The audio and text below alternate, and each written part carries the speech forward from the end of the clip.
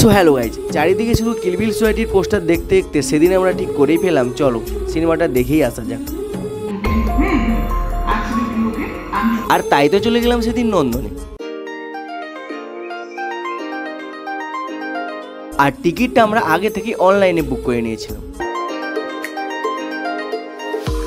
আর হ্যাঁ, সঙ্গে এই দুজন সদস্যের কথা তো বলতেই হয়। সিনেমা শুরু হওয়ার কিছুক্ষণ আগেই একটু চলে এসেছিলাম, তাই চলো নন্দনের চারপাশটা একটু ঘুরে নিই।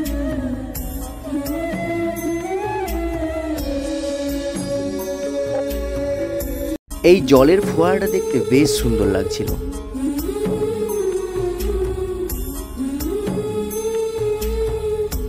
চলো এবার তাহলে মুভিটা দেখা যাক।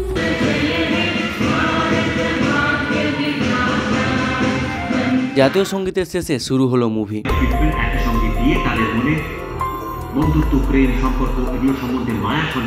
মুভিটার লিড ক্যারেক্টারে ছিল সিদ মুখার্জি এবং কৌশানী মুখার্জি।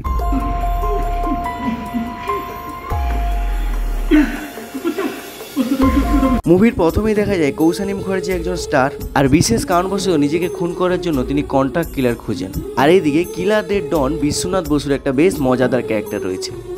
কৌশানী কন্ট্রাক্ট কিলার হিসেবে আসে সিদ মুখার্জি, সেটার মধ্যেও রয়েছে অনেক ড্রামা।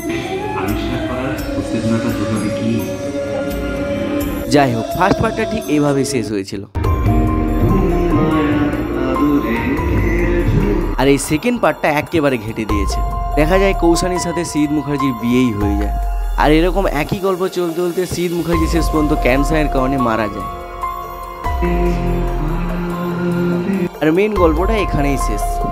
না, মুভিটা মোটামুটি খুব একটা খারাপ বা ভালো বলবো না। ভিড় তো থোড়া সা হোগা হি।